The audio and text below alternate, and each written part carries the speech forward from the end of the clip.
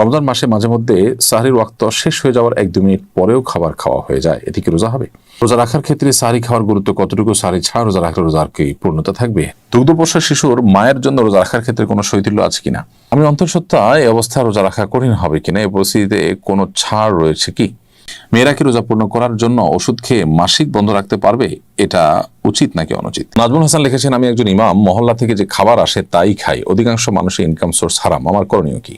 প্রিয় দর্শক, চলুন আমরা আর বিলম্ব না করে যে সমস্ত প্রশ্ন ইতিমধ্যে চলে আসছে আমরা সেগুলোর উত্তর দেওয়ার পালায় প্রবেশ করি।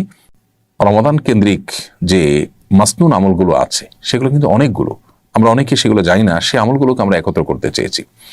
বিভিন্ন ভিডিওতে আমরা এই সাথে সামল নিয়ে বক্তব্য দিয়েছি। তো এবার সেই সাথে সামলের উপরে কোরআন সুন্নাহর আলোকে আমরা আলোকপাত করেছি এবং কিছু কিছু বিশ্লেষণ করে একটা ছোট্ট বই, মাত্র 48-50 পৃষ্ঠার একটা বই আমরা সংকলন করেছি, যাতে করে এক নিমিষে মানুষ